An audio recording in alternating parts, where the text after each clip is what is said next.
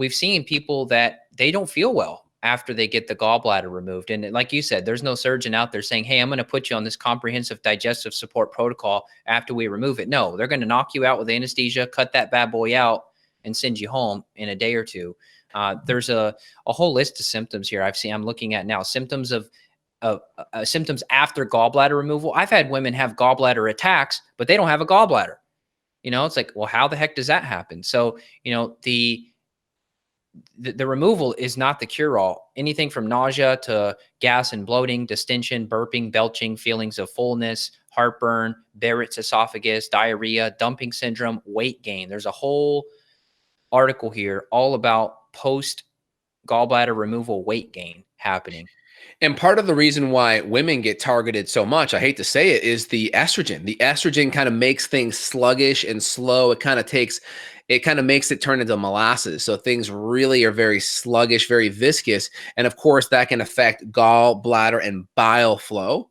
Women that are on, birth control pills, that's going to obviously increase estrogen levels. Obviously, just being stressed, right? You're going to take your progesterone, you're going to shoot it downstream to cortisol. And that's going to basically cause estrogen dominance there because you're already starting to lower progesterone in relationship to estrogen. You're getting estrogen in the environment from the conventional meat products, water, plastics, chemicals, hormones in the meats as well. And then you're also going to be just getting it just from being a woman, having 10 times more estrogen than a man. So you're already predisposed. And then when you add stress to it, it's going to exacerbate it big time. So you really want to make sure that you're fixing if you have a gallbladder issue, you also need to be going after the hormonal issues as well. And then we can dive deeper into the food allergy stuff too. So you got to go after the hormones. You got to make sure you fix the estrogen dominance. You got to make sure you fix the digestive aspects, and then we can go into foods later.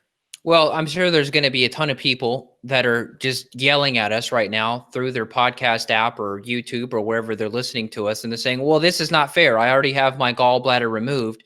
So what the heck do I do now? So do you want to address that now, or should we talk about that later? Yeah. So off the bat, the underlying mechanism that was driving that inflammation in the body is still there. Just the end target, the end manifestation of it is removed. But now other tissues may start to have issues. And also, if you don't fix the underlying digestive impediment, which is your fat-soluble vitamins, your cholesterol, your hormone building blocks are now going to be thwarted in their digestive processes. So you have to fix that to prevent compounding hormonal issues. My biggest thing, because this is a podcast and we're not seeing people individually, so make sure you check with your doctor. Just know that every conventional doctor or surgeon is going to be prone to pulling your gallbladder out because that's what they do. They don't understand nutrition or the root cause of what's happening. So you have to understand that to begin with. But my goal is to at least to get your doctor's blessing, you at least try some of these things, and then you can come back and monitor and see how you do. But we've had great success. So let's talk about some mechanisms that drive these problems. So the first thing I would say is just poor digestion to begin with, right? We don't have enough stomach acid.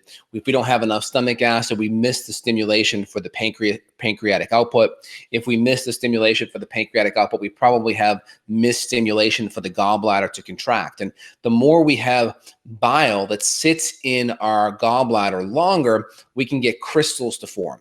And when these crystals form, at some point your gallbladder will start to contract, and that's like going and petting a porcupine. Like giving a porcupine a big hug, right? Because these crystals are forming and then they're inside this gallbladder. Now the gallbladder contracts over time and it's like giving that porcupine a big hug. And then you get a lot of inflammation. Then they go and they're going to test your gallbladder via ultrasound. They're going to say, yeah, it's inflamed. We got to pull it out. But it's not getting to the root cause of why it needs to be pulled out or why it's inflamed to begin with. So we want to just keep that in mind. Yeah, well said. Well, also, we've had some people that they'll go from like a really low fat or a non-fat diet to paleo, and then they have pain in that area, kind of that low right side under the rib cage there. And I think your analogy works perfect for that, which is that their gallbladder really probably hasn't been being worked. It hasn't been being squeezed and pumped like it would if they were eating good fat. So that's why some people will go on paleo or keto or something similar, and they'll complain